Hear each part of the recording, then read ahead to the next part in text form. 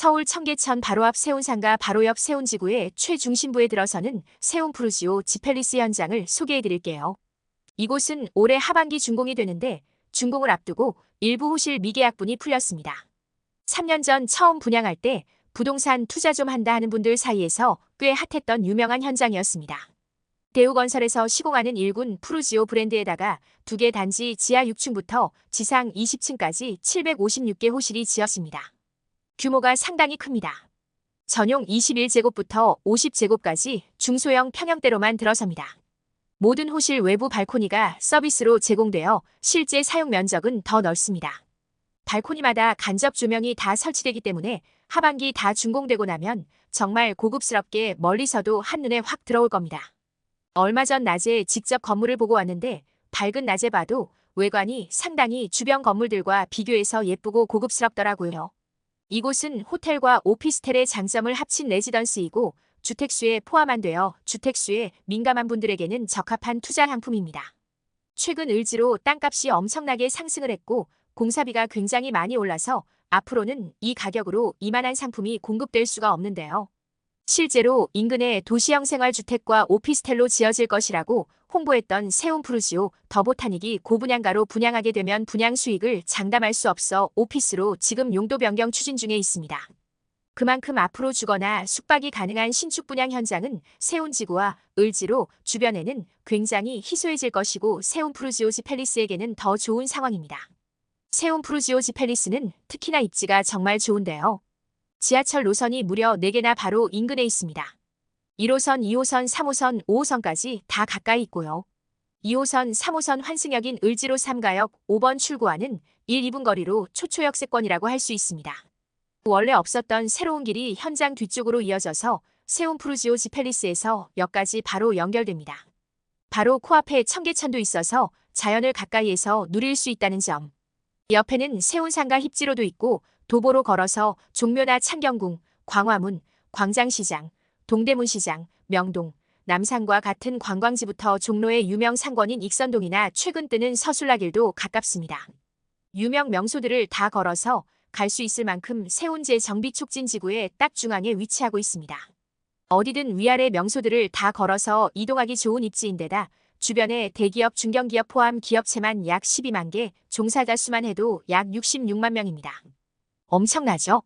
이처럼 관광 수요와 비즈니스 수요까지 다 확보 가능한 입지이기 때문에 준공 후 실제 운영 시 수익도 상당히 높을 것으로 예상됩니다. 실제로 인근에 비슷한 형태로 먼저 지어져서 운영되고 있는 빌리브 아카이브 남산이나 솔라고세온의 경우 임대인들이 분양가 대비 무대출 기준으로 8%대 9%대까지 받고 있습니다. 잔금 대출을 받을 경우 수익률은 10%가 훌쩍 넘습니다. 지금 빌리브 아카이브 남산 최근 3달간 3억 초반대 매물이 4월부터 6월까지 월 평균 230만 원 이상 지급받았던 자료 보이시죠? 최근에는 더 많은 수익을 받았다고 합니다. 참고로 코로나 이후로 다시 외국인 관광객들이 엄청나게 많이 늘었고 을지로 주변 숙박시설들은 지금 평일 주말 할 것 없이 만실입니다.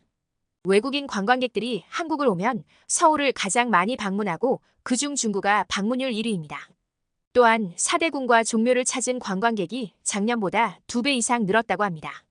호텔의 경우 취사가 안 되고 빨래가 객실에서 불가능하기 때문에 장기 숙박을 하는 분들은 상당히 불편하죠.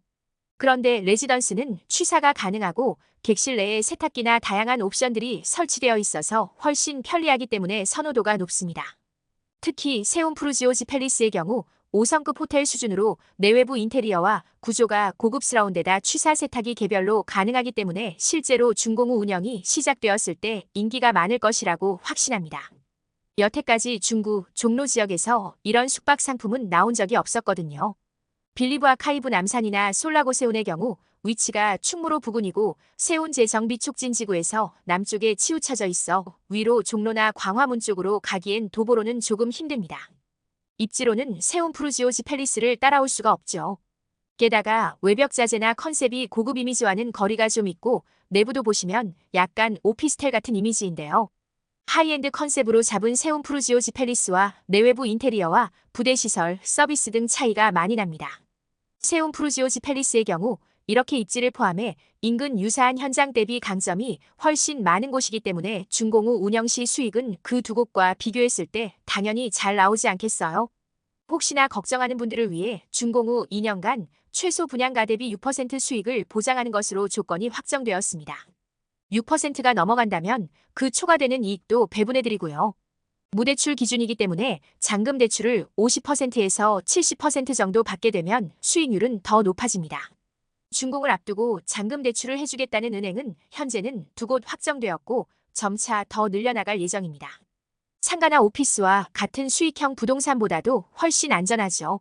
공실염려 없이 신영그룹 계열사인 50년간 운영 경험이 있는 전문기업 SL 플랫폼에서 객실 홍보나 숙박객 유치부터 모든 운영을 다 대신해줍니다.